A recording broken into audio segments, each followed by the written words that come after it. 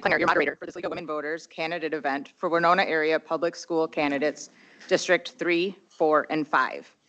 Our 2024 Voter Services Forum co-sponsors are Advocacy Center of Winona, AAUW Winona Branch, Engage Winona, Project Fine, and Winona State University Department of Social Work. We are providing this forum via government access on HBC and Spectrum. The public is invited to be in attendance here in City Hall. We thank the City of Winona for allowing us to hold this educational forum in the council chambers and the use of staff and technical assistance with this forum. The League of Women Voters is a nonpartisan volunteer organization organized at the local, state, and national level to encourage citizens to become educated and participate in government. While we as a league do study and take stands on issues, we do not endorse or support political parties, candidates, or tell the voters how to answer referendum questions. If provided, we will read opening statements from candidates who are unable to attend the forum. For our home viewing audience, you may call in questions to be considered this evening by calling 507-457-8280. A volunteer will write up your question and bring to the question facilitator table. This evening, we welcome the candidates for the Winona Area Public School Districts 3, 4, and 5. We have 2 write-in candidates for District 3 who followed the Minnesota League of Women Voter guidelines for write-in participation. They are Jack Hedin and Lisa Zarling. From District 4, we have Gregory Fellman and Monica Siegfried, and from District 5, running unopposed, Martin Stickney. Please review your sample ballot before going to the polls so you will know which district you live in. You can find your sample ballot online at either the League of Women Voter Services Guide, vote411.org, or at the Minnesota Secretary of State's mnvotes.gov. Tonight's forum is intended to provide the voters with information so they can make an educated choice on the ballot. The views expressed in this educational forum are those from the candidates. The League of Women Voter Winona participation policy and ground rules were provided to the candidates with their invitation to attend. This is a live cable TV broadcast. The public was invited to submit questions for the candidates through the League of Women Voter Winona email and its Facebook page. Question facilitators from the League of Women Voters and its co-sponsors viewed the questions, and the League of Women Voter moderator has final selection of questions to the candidates. This forum is being taped, may not be edited, and must be broadcast in its entirety and in accord with all FCC regulations. The League of Women Voters will determine the questions to be asked, and attempts in good faith will be made to cover all areas of interest expressed in advance of the forum by the public. The candidates will not know the questions in advance. Questions that are hostile, partisan, embarrassing, inappropriate, or of a personal nature will not be asked. Questions on similar topics may be grouped. All questions will become the property of the League of Women Voters. Our timekeeper for this evening is Wendy Draves. Candidates will strictly observe the time limits on responses. The timekeeper will hold up cards to indicate that time is about to expire. Once the stop card is displayed, candidates will stop at the end of the current sentence. The candidates will get 2 minutes for an opening statement, 1 minute to respond to a question, and 1 minute for a closing statement. The candidates with us today are, and if you want to introduce yourself as I go through, so from District 3, we have Jack Hedin. Yeah, opening statement or? Nope, just want to make sure your microphone's working. Seems to Lisa Zarling. Lisa Zarling. Thank you. And then we have from District 4, Gregory Fellman. Greg Fellman. Okay, is your microphone on? Now it is. Perfect, thank you. And then we have Monica Siegfried. Monica Siegfried. Thank you. And then District 5. Martin Stickney. Perfect. Okay. We will have a rotation of who answers the questions, and I will address the candidates by their full name. We would like to begin with opening statements. Okay, our first speaker will be Jack Hedin. So when you're ready, Jack. All right. Thank you for the invitation to present here. My name is Jack Hedin. I live in what our neighbor, late WAPS teacher and coach Pete Weiss always called Blado Valley. My wife Jenny and I have 3 sons, Emmett, Oscar, and Jasper, and we've lived where we live here since 2002. All 3 boys began school at Ridgeway. then transitioned into WAPS and graduated from the Winona Senior High. I am a firm, dedicated believer in the idea of public education. It's one of the things that makes America and Winona a great place to live. I'm running in this election as a write-in candidate, along with Lisa, because I believe that public institutions like the WAPS Board need committed, cool-headed, and community-minded leaders to solve the complex problems of the day. I believe that I can be such a leader if voters of the 3rd District agree and elect me to this position. I am the founder, owner, and operator of a small business, Featherstone Farm, that grows and sells fresh market vegetables throughout the Midwest. Over 30 years in business, we have employed English speakers, Hmong speakers, and especially Spanish speakers, lots and lots of them. Rural people and big city people, young and old.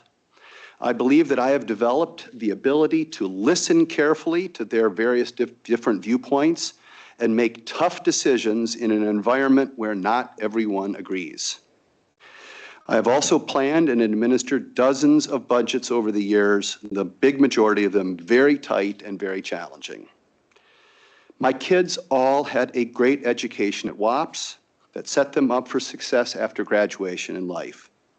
I think that every kid and every family in the Winona deserves the same. I understand that the WAPS schools face many challenges now and will continue to face them in the future. But I will do my best to help solve them if I'm elected. Thank you. Next, Lisa Zarling. Okay.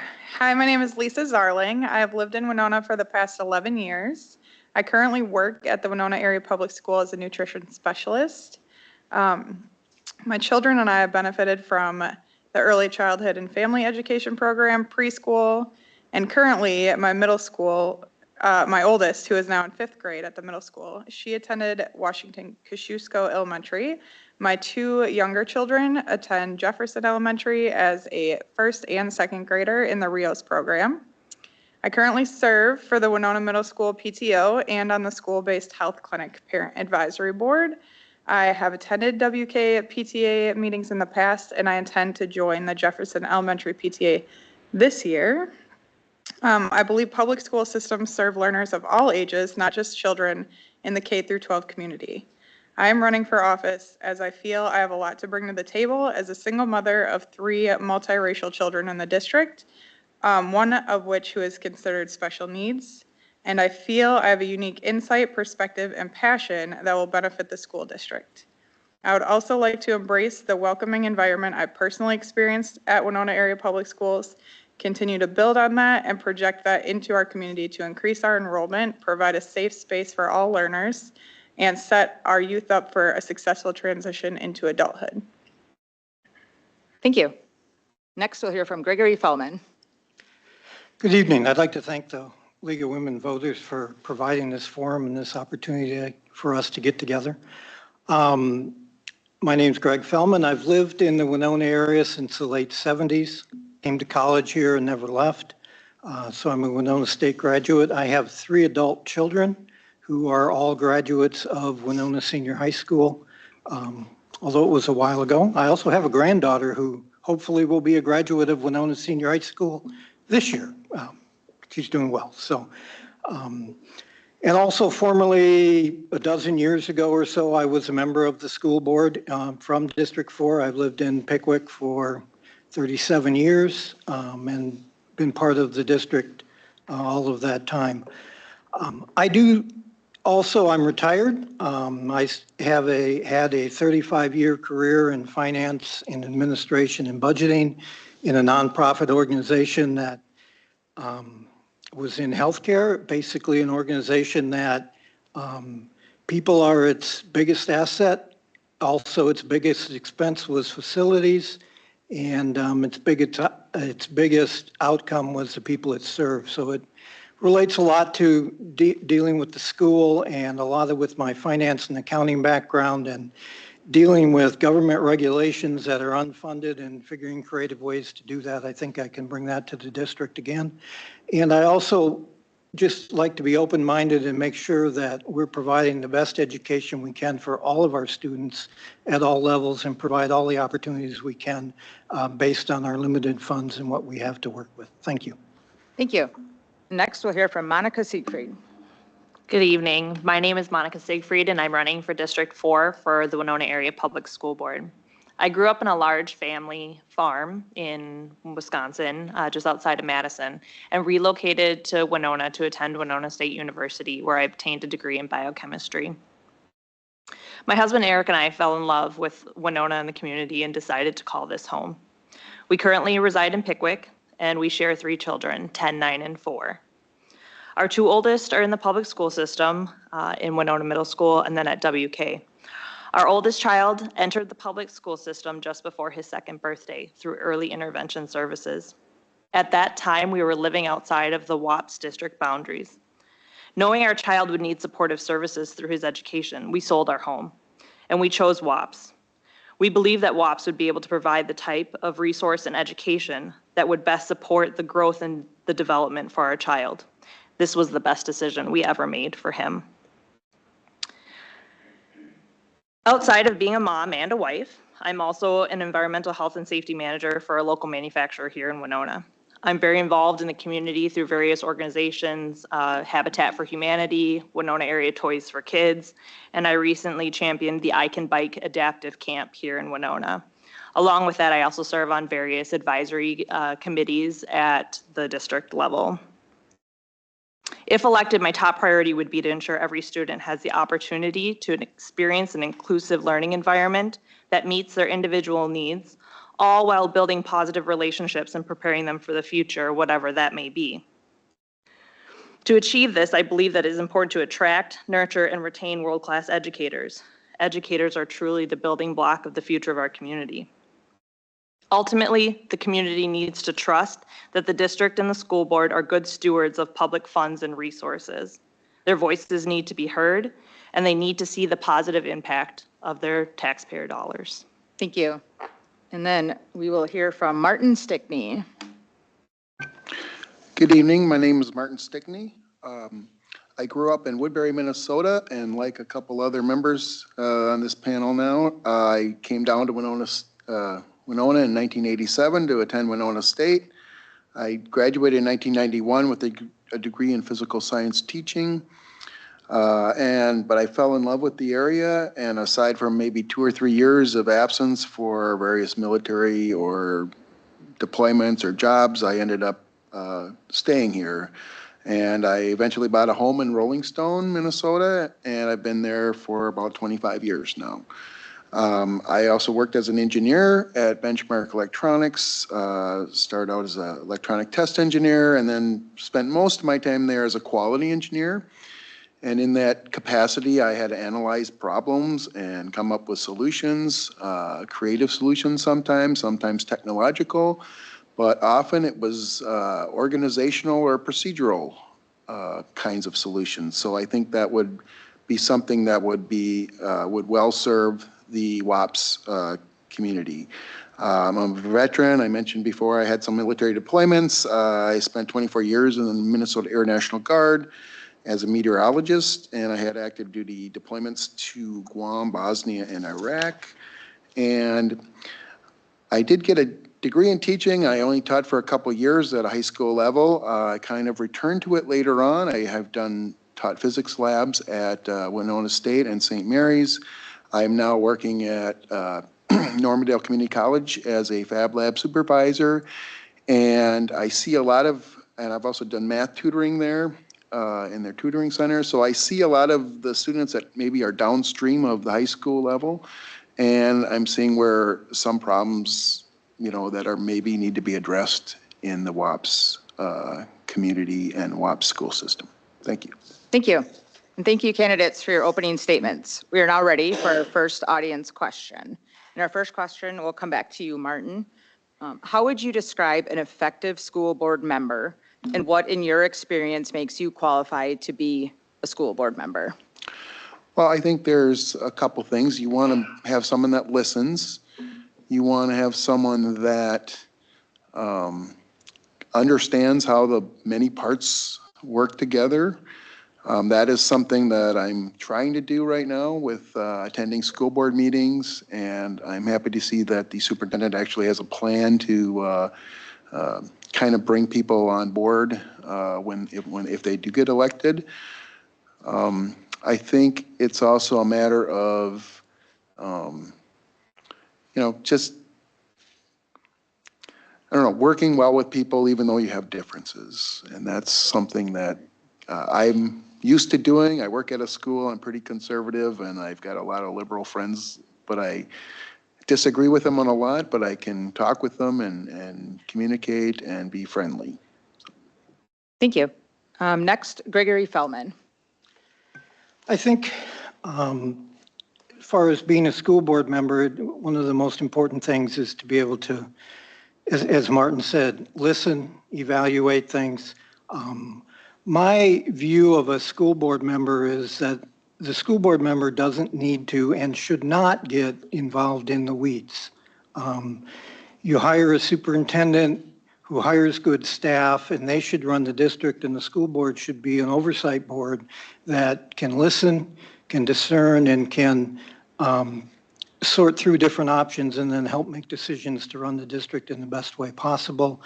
I think the experience I have is just the fact that I was on the board for 4 years and was able to see that work and work together with others.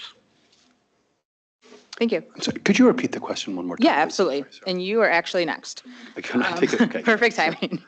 How would you describe an effective school board member, and what, in your experience, makes you qualified to be a school board member?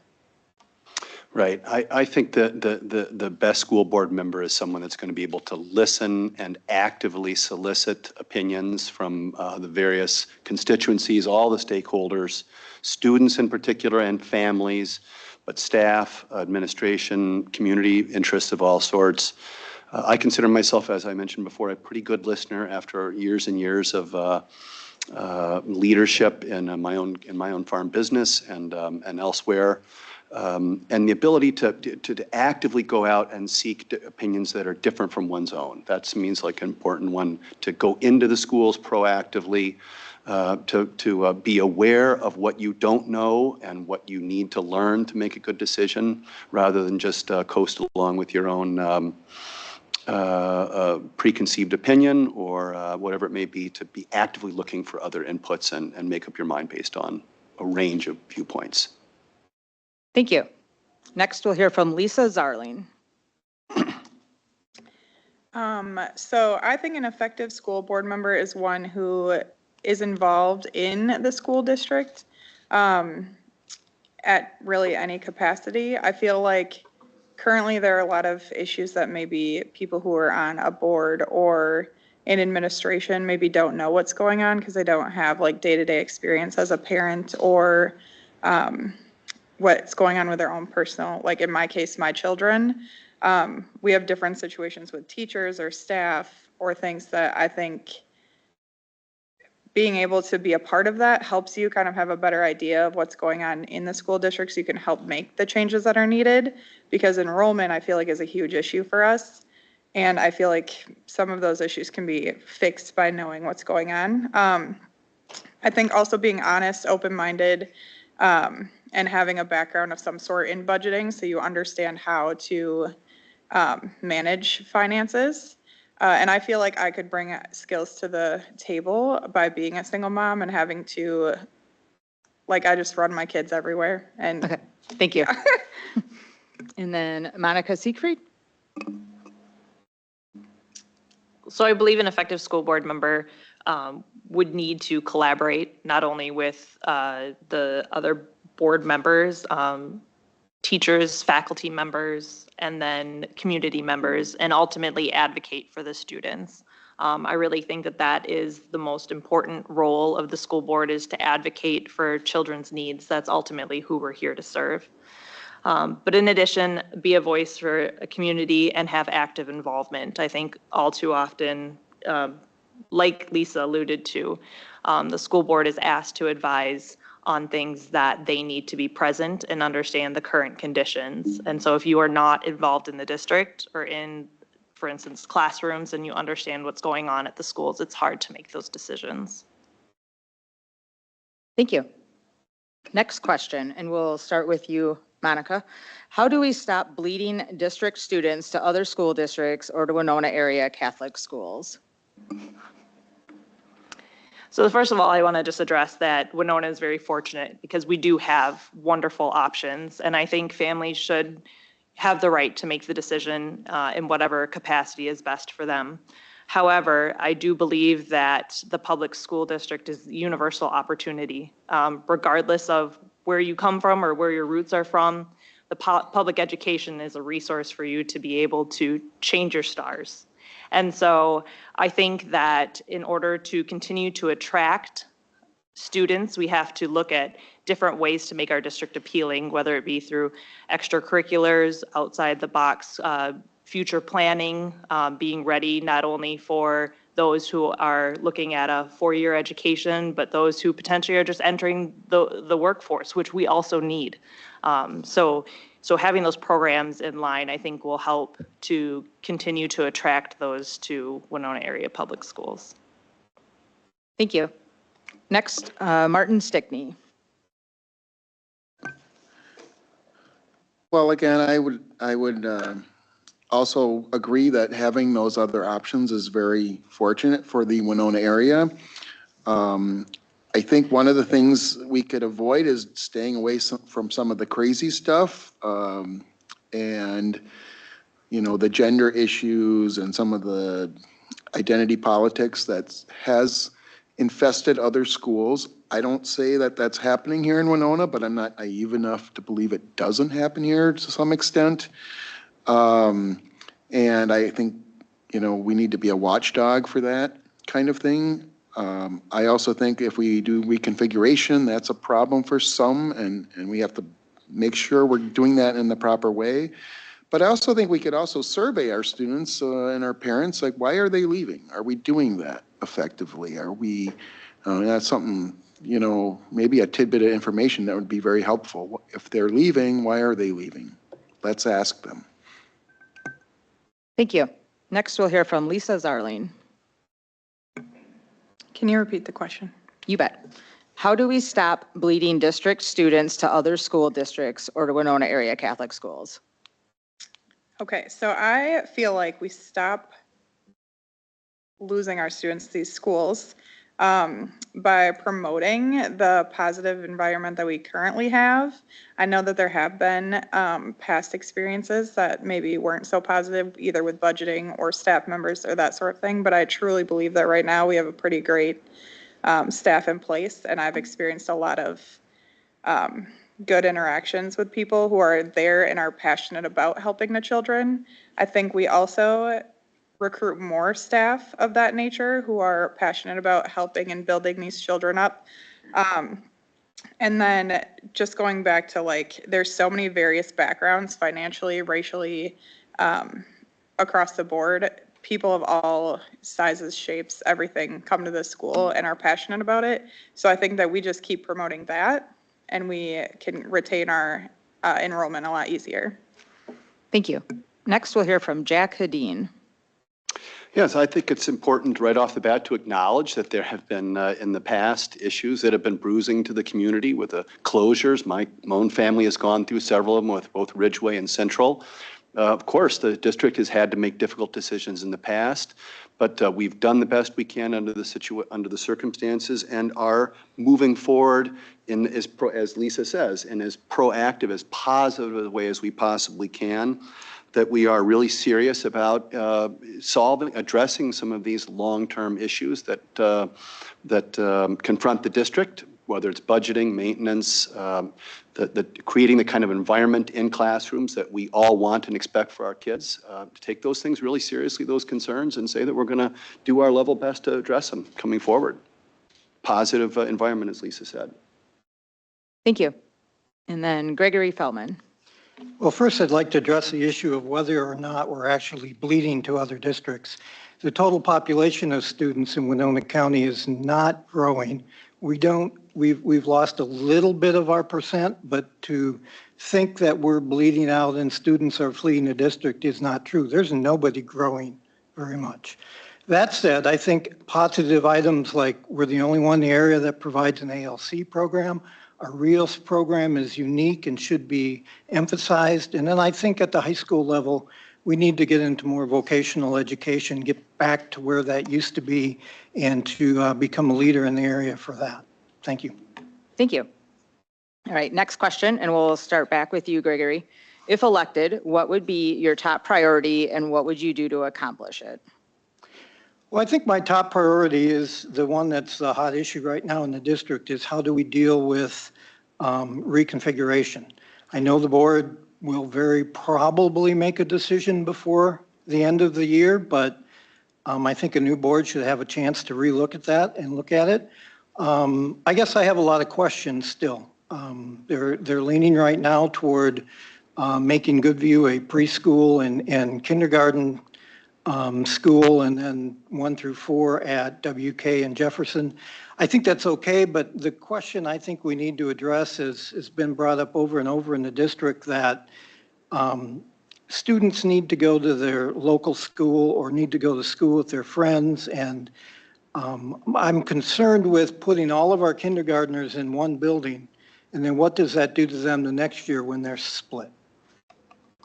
Thank you. Next, we'll hear from Jack Hedin. If I'm elected, my top priority is to set the district on a trajectory for long-term success into the future on all this array of topics, and to begin the search for this long-term plan by understanding and prioritizing the needs of kids, first and foremost in the district. To me, this sounds very simple, but I recognize it's not. These are actually very, very complex issues. To understand exactly what that path looks like, this is the work of the district, and I commit myself to working with others on the panel to really understand what that is. But the kids are first in the district, and this is what I would really work towards prioritizing. Thank you. Next, Monica Siegfried. So I think my top priority would be, and it's been echoed several times, is just an equitable education for all students. So providing an equitable education, and I know there's been a lot of discussion. This goes back to facility utilization and how to maximize the use of the resources. And until you've been impacted by something, by an issue in the district, and what I can elaborate on is just, you know, my child was one of the third graders last year at WK that was in a classroom of 28 and 29 students. So until your child is shoulder to shoulder crammed in a classroom trying to learn, you don't understand that there is an equitable gap here that we are providing for our students. So that would be my top priority, to look at how we can do that. Thank you. Next, Martin Stickney. Well, I guess on a personal level, it's really about learning the system. I don't have a lot of background inside the system yet. I've tried to go to board meetings since June, but that's been a very short time for me. I do know that the reconfiguration issue, that the current board wants to make a decision on that. I'm a bit worried because I think that's a big decision. And I would like definitely to get some community input about that before anything is actually done. And that's it. Thank you. And then Lisa Zarling. Okay, so I think my top priority would also be the class sizes and the reconfiguration, maybe looking at redrawing the district lines. I know I personally have reached out to some people that I know in the district and asked questions about what they see as issues. And one of the things that was brought to my attention was the WK classroom that had 29 students in it, and a Goodview classroom at the same age had 17. And that's just not fair learning across the board. And we have 3 elementary schools, so maybe redrawing the lines is what needs to be done. Obviously, there's more education to be sought out there, but that would be my top priority. Thank you. And then this next one, we'll start back with you again, Lisa. It's kind of a 3-parter. What are your thoughts on the reconfiguration proposals? Do you favor a 3-building district, pre-K to second grade elementary, 3 to 6 middle, and then 7 to 12 high school? And do you support a new elementary school? And Lisa, we'll start with you. Do you mind just repeating? Yeah, not a problem. Okay, what are your thoughts on the reconfiguration proposal? Do you favor a 3-building district, which would be pre-K to second and elementary, 3 to 6 middle, and 7 to 12 high school, or do you support a new elementary school? So I feel like I'm unsure across the board which one would be the best option. I personally think that we should use the resources that we already have. I know that that's been an issue for our community, where we build a new school and then a school gets shut down, and there's a lot of distrust in the community from that. So, and that's just my personal findings from speaking with people in the community. So I would prefer to keep a 3-building structure if possible, but I'm unsure on how I would prefer to have the ages laid out. Thank you. Next, Monica Siegfried. So to echo some of the same things, so the reconfiguration I do support, because I believe specifically right now at the elementary school, we are not providing an equitable education for all of our elementary students. Also in terms of fiscal responsibility, it's difficult to support a second section of any grade or group that has 29 children in it when we have underutilized classrooms within the rest of the district. And so when we talk about fiscal responsibility, I think that needs to be looked at as well. We have made some significant investments in our elementary schools recently. And we made those significant investments without really a long-term strategy on how to use those buildings. And that's kind of where we're at right now. So needing additional information because the reconfiguration is going to cost money. I think we need more detail on that, but at this time, I think I'm supportive of the 3-district building. Thank you. Martin Stickney. Well, first of all, I'm glad to see that some of the more radical proposals were rejected in the last couple meetings. Really, the only one on the table is to move early childhood and kindergarten to Goodview, it sounds like, and then have Jefferson and the other school, WK, be elementary schools.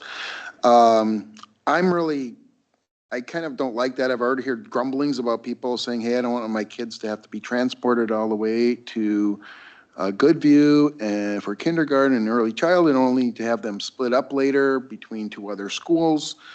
I see issues with, I don't know, I just like the concept of neighborhood schools. I'd rather have 3 flexible schools that kind of do it all rather than try to specialize so much. And because I know that is out there probably to have 1 elementary school, and that's kind of where some of the grumblings are happening, where it feels like people are thinking 2 stages ahead and we're not. Okay, thank you.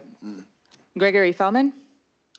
Yeah, I will say that I'm not in favor of moving 7 to 12 all to the high school building. And has been mentioned, you know, we spent a lot of money on our elementary buildings without a long-term plan. So I think in the interim that we ought to figure a way to be very flexible with the boundaries for the different schools so that we can equalize classroom size, because that is an extremely important item. And use that time then to make a long-term plan. You have to weigh the long-term plan against the, $68 million of needed improvements still in those buildings versus building a new building. So I'm not sure where to go, but I think for now, we need to be flexible with our boundaries and we need to figure out a long-term plan that's best for all of our students. Thank you. And then Jack Hadeen. Yes. I think what we're being asked about here is what we think about the product, you know, the final decision about redistricting. I just want to comment first off that my impression is that the process that the board has taken up with the surveys, the long period of discussions and community input and so forth, I think has been pretty strong process. And therefore, I think whatever decision we come to at the end is going to hopefully have more community support and be more successful, therefore, in the future. My impression is that that the question is really about keeping existing buildings going, but redistricting and drawing those lines, as Monica talked about, that is and Lisa, this is a critical issue for us. But I just don't myself see any point, at this point, I would not consider a new elementary school until every other option is exhausted, and we've looked at what the existing investments in the existing schools will bring to the elementary school kids first. Thank you. Question 5. What would you do to engage and represent the interests of 861 taxpayers, those with children and those without children in WAPS? And Jack Hadeen, we'll start with you. Yeah, this is the tough one about how to pay for all of this and how to do it in a community that has stakeholders, people on fixed incomes. Honest to goodness, this is one where I just have to study this question. I feel like it would be irresponsible for me to come to the board with a really firm opinion on this one. My number one job when I get to learn about if I'm elected will be to study this and really figure out what the best use of taxpayer money is and how to make this work in the community. It's a big job. Thank you. Next, Martin Stickney. Well, as a someone that doesn't have any students and never did in the district, I'm one of those parents. And I'll be honest, I don't feel like I've been engaged over my last, 30 years or more in this area. In fact, most of the time when I've been engaged, it's been about some kind of referendum that someone's pushing, or it's about a school closing that happened in Rolling Stone. So I do know that since I've started coming to these school board meetings, I've seen more of Winona Area School District and its enthusiasm and its positivity. I don't know. I wish they would have invited me more into that. I do see some areas in the area of community ed. I talked with someone before about a maker space or something like that could engage not only non-parents, but also different partners in industry and higher ed. So I think those are some ways to engage the rest of the community. Thank you. Monica Siegfried. So there's a couple different ways I think we can engage the community, whether you have children or not. The district has done some extensive community surveys, and overwhelmingly several of the top themes are regarding financial, right? Whether they believe that there's misuse of funds. I think ultimately the community members need to, I hope they consider public education an investment, and people want to know, what's their return on their investment? What are they getting? Quality of education was, a second theme in those community surveys. And what I would recommend to people is the district is doing a lot for marketing. They're also doing a lot with advisory committees. Those are not just for parents. If your passion is healthcare, if your passion is vocation, they're out there and they're actively seeking community members to be a part of those advisory committees. And that's a way as a community member for your voice to be heard. And I think it's a really good way to hear from others and get buy-in in what the district is doing. Thank you. Next, Gregory Fellman. Well, being one of those taxpayers living on a fixed income, watching my property taxes go up every year, I think the most important thing to start with as a school board is to be creative and try and live financially within the budget that we have and avoid referendums if at all possible. Now, that isn't always the case, but I think a good, strong effort to lobby the state government, talk to our representatives and our local senators and figure out what they can do to improve school funding, because we still have a lot of underfunded mandates that come not only from the federal government, but from the state government. So my priority would be to live within our budget as much as possible and then try and seek expanded funding from state and federal levels. Thank you. And then Lisa Zarling. Okay, so as Monica had mentioned, we do have a lot of community resources and options out there. We have so many things. There's this catalog that comes out to every community member in Winona Area Public Schools District. And it looks kind of like a newspaper texture paper, but it's a catalog book that tells you all of our classes for adults, classes for birth to 3, pre-K options, art and craft options for after school. And I think focusing on marketing for that more would engage all community members of all ages, as we do serve the public. We don't just serve our K through 12 community, we serve everybody, and GED classes, everything. So we have a lot to offer. I think we just need to get the word out there and communicate that better, whether it be through social media or newspapers or whatever, to get more of the community to see what we have to offer. Thank you. Next question. If you are elected to the school board, how would you prioritize mental health services within the schools? And Lisa, we'll start with you again.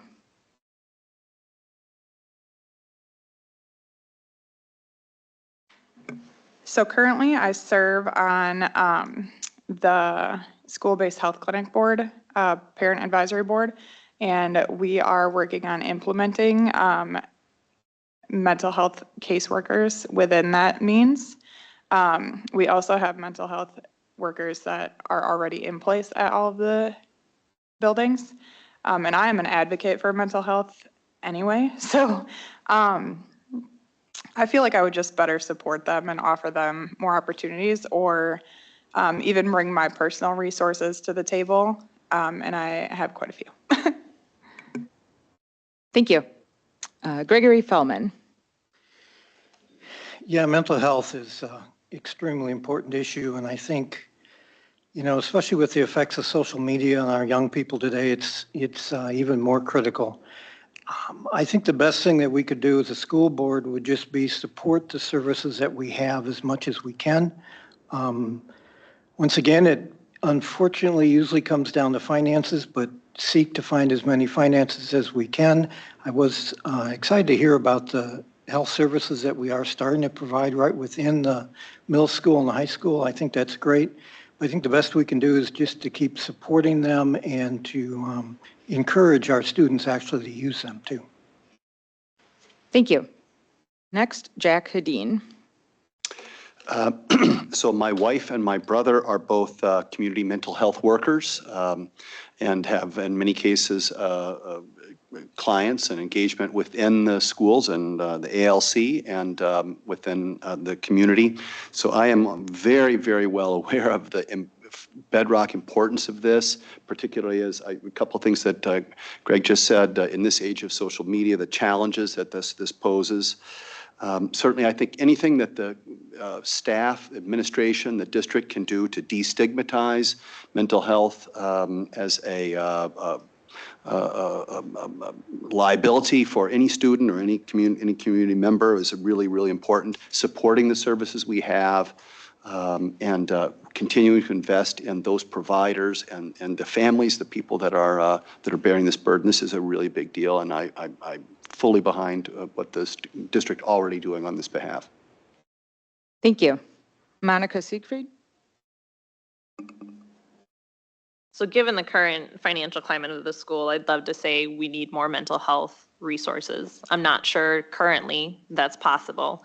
I know in talking and knowing what the current counselor services are like at the schools, it's really not enough.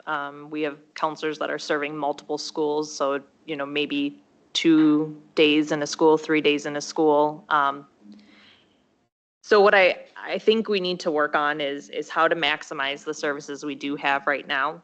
And I also think that it would be a benefit to engage our families and how it can be a collaboration in addressing these mental health concerns for students, because you know, ultimately the collaboration between families, parents, and the services offered by the district would be able to maximize impact.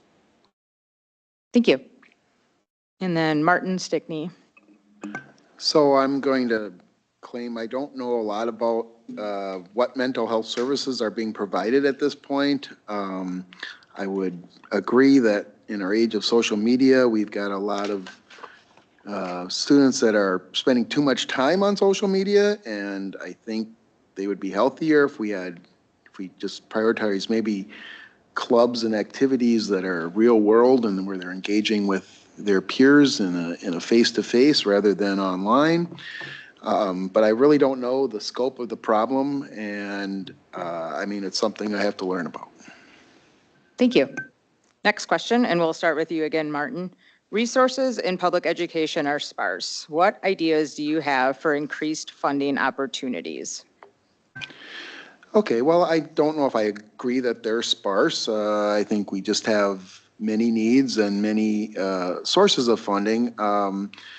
But I think you can look to things like, especially in the community ed area, where you could get partners that would be willing to put in money. I know, like with this makerspace thing, I've talked with some people about. I've said I could donate a couple thousand there myself. You know, it would be something I would be willing to do. I don't know. We have alternate sources of funding, but some of these things are done through grants, and then you end up having to write grants for everything, and that's fine. But who does that? And I basically worry about the corruption of the system because of grant writing and things like that, because I don't know, it's happened in other places and in other kinds of institutions where grants have really corrupted the system. Okay, thank you. Gregory Fellman? Can you repeat the question? Absolutely. Resources in public education are sparse. What ideas do you have for increased funding opportunities? Well, as I already mentioned, we would need to continue to lobby our legislature on state and federal levels. I also think that partnerships within the community could be pursued, especially if we look at expanding some of our vocational education. If we can't find some business partnerships to help with that. I hold a different opinion. I think the district ought to have a full-time dedicated grant writer that does nothing but write grants and seek every avenue of grant funding that we can find. Thank you. Lisa Zarling? So I think kind of like what Greg said, looking into fundraising opportunities with businesses in the community. We have a huge community that loves to give back and loves to help and support each other. You see that all the time in the news and on social media. And so I think just going and asking community members and businesses around the community if they'd be interested or willing to donate, or if there's something that we could like provide a service for some sort of income to go towards our budget. And then also again with grant writing, that's something that I have recently learned about, and I think that there are way more grants and opportunities that we just haven't even unveiled yet. So that would be my response. Thank you. Jack Hedin?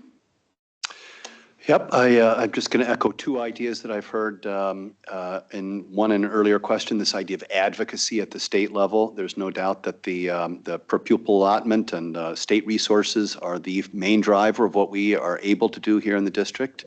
And that would be the first place that I would begin as best we possibly can. And then certainly the idea of grant writing.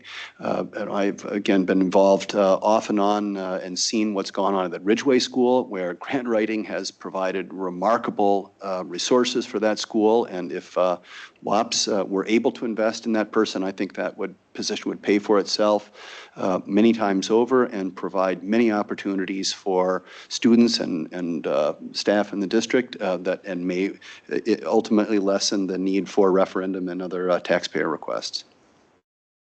Thank you. Monica Siegfried? So I'd echo a lot of the things that have been talked about, state resources, grant writing, but I do want to just highlight something that, again, is fairly new to the district, and I just want to talk a little bit about the success of that, and that is the Technical Education and Career Advisory Committee. The technical ed department at the school has basically been stripped to nothing, one instructor teaching multiple sections of a class within a given day. But through this collaboration, just really less than a year in the making, We have community members offering their technical expertise, their resources, their, manufactured goods, raw materials, things that are used to grow this department. If the school doesn't have to purchase metal, purchase wood, that just adds to their bottom line. And so I think this collaboration, again, in just it's 6 months, not even a year that it has been in place, is looking very bright on how we can grow this department. Thank you. Okay. The next question. The 26 million geothermal HVAC at Jefferson and WK was decided without a referendum. How do you think that will impact the ability to pass future referendums? And Monica Siegfried, we'll start with you. So this is a tough one because, again, having children that go to this school, those types of maintenance upgrades were much needed if we were going to continue to stay in these buildings. However, I think that there was not a good consensus or even input from the community as to whether that's what they wanted. And I'm not sure that that would have changed the outcome. But I do know that that was a large investment that I think overall the community didn't feel like they had a voice in making. But I, again, would reemphasize the fact that in the age and the deferred maintenance of those buildings, if we are going to continue to put children in them, it needed to happen. Thank you. Lisa Zarling? I'm with Monica on this as a mother with children in WK and Jefferson. If you've ever been in that building in September when the school year starts, or in June or the end of May when that school year is ending, it is hot and your children are red in the face when they come home and they are sweaty and they are just not comfortable. So I do agree that it needed to be done. I also feel like there should have been more community involvement or maybe open discussions. Because I feel like that also leads to kind of the distrust that the community has on our school board currently. And I guess that's my opinion on that. Thank you. Martin Stickney? I guess my view of that is, yes, there were really positive upgrades to some of our buildings that were done through that geothermal project. Not sure it really had to be a geothermal project to get those same improvements in comfort and in the facilities. A little bit worried, just was this a technological solution that is a little bit unproven? Is it going to be something that is maintainable as it ages? And I think, yeah, it just the way it was passed was wrong. I think there were cheaper options possibly. Thank you. Gregory Feldman? Pretty much the same as what everybody else has said. There are some nice outcomes, but I think the way it was going about has really affected the trust the community has in the school board.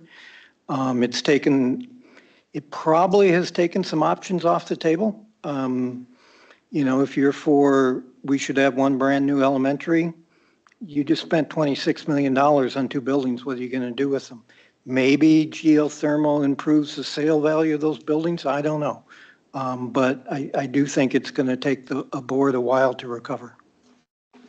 Thank you. And Jack Hadeen? Yeah, once again, this is a product and process question. My impression is, for one thing, that the product is, yes, it is a geothermal, it is HVAC, but it's more than that as well. I think there's lighting and paint and a whole series of other things that got bundled up in this thing, and ultimately the product ultimately is better for kids, no doubt about it. But the process, once again, is, I think, what the question is really addressing, and whether that process excludes people or creates hard feelings that are going to be hard to overcome with future requests for funding or other programs. I just simply don't have enough understanding of exactly how those decisions were made and how that process unfolded over a period of time to have a strong opinion about it. But I can well understand it, again, having gone through some of the school closing and other issues that create hard feelings, and the perception of ill will, whether that's founded and underfounded, it's how people feel, and the district has to take that seriously. Thank you. We are nearing the end of our forum. Thank you for answering all of the questions. We will ask each candidate to present a 1-minute closing remark. Before I do that, write-in candidates, you will need to write in their name correctly on the ballot for it to be counted. So if I could have you say your name and spell your name for us, and then we'll go into the closing arguments. I can go first. My name is Lisa Zarling. My first name is Lisa, and my last name is Z as in zebra, Arling. Thank you. My name is Jack Hedin, Hedin. Thank you. Okay, now our 1-minute closing remarks, and we will start with Gregory Fellman. Once again, I'd just like to say thank you to the League of Women's Voters for this opportunity. And I'd also like to say to the community, if you elect me to the board, I'll do my best to represent not only my district, but the whole community to do what's best for our students K through 12. Thank you. Thank you. Jack Hedin. I'd like to thank the league and the other sponsors and to individuals and people in the community who have posed questions for us. My impression is that the other presenters here are very well informed and well qualified and will serve this district well if they're, so the district has good options.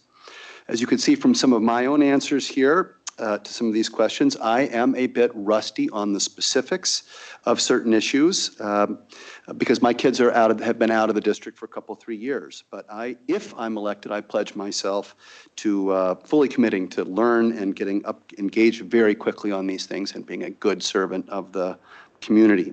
If I'm not elected, I pledge to support Lisa and the board for all that I can because ultimately, again, public education is one of the great rights of citizenship in this great country of ours and one that's worth the full faith and dedication of the Winona community. So thanks everyone for your service and volunteering to serve on this darn thing. Thank you. Martin Stickney. Also, I'd like to thank the League of Women Voters for sponsoring this forum. I guess I'm enthused about this job because when I first started, I was getting a lot of negative information. And since I started attending board meetings, I realized that the WAPS community is a much more enthusiastic and engaging organization than I was led to believe.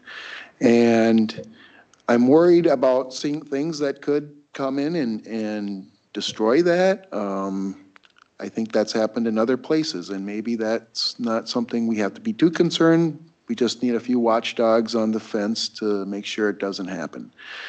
I worry that we're living in an age of what people believe versus what they know. You know, it's going to get really important that our students become critical thinkers and are able to figure out the difference. Bye. Thank you. Lisa Zarling. So I would like to thank the League of Women Voters and their supporters for hosting this event tonight and inviting me to be a part of it. I'd also like to thank the community for considering my candidacy to serve on the school board. I'm excited for the opportunity to work together with our community, our students, our staff, and I look forward to the possibility of contributing my skills and my passion for a brighter future for Winhawk learners, staff, and community members. Thank you. And Monica Siegfried. So I just want to thank Ruth Charles for coordinating, our moderator, and then also the League of Women Voters for hosting this event, and for our candidates for all participating in this great discussion this evening. Public education is a universal opportunity for all, regardless of your background, ability, or socioeconomic status. If I'm elected to District 4 seat, it is my goal to improve the district for all students. Being a parent in the district, I know that my child is best served, my children are best served in a learning environment that is inclusive, represents the diverse community that we live in, and creates an environment that each student can reach their maximum potential. Over the next several years, if elected, I hope to be able to be a voice for the community, students, and an advocate for Winona area public schools. Thank you. We are at the end of our time for this forum. We want to thank all of the candidates for an informative event. We'd also like to thank all of our co-sponsors and HBC for taping this educational forum. A recording will be available on our Facebook page by the end of the week. Please join us for the for a forum next Tuesday, October 22nd. It'll be our final forum for Winona Mayor and City Council starting at 6 p.m. right here at City Hall. The public is encouraged to attend and submit questions for the candidates. If you need information on becoming a registered voter, call the Winona County Auditor Treasurer or the Winona City Clerk. Minnesota does have registration at the polls. If you're not pre-registered to vote, you may register at the polls. Check mnvotes.gov or vote411.org for more information on voting and what you need to register at the polls. Note, you can vote by mail or in person at the Winona County Building on 3rd Street. Early voting began on Friday, September 29th, and will continue through Monday, November 4th. The Winona County Auditor Treasurer's Office is open during regular business hours to obtain an absentee ballot or in-person early voting. Please vote. The general election is on Tuesday, November 5th.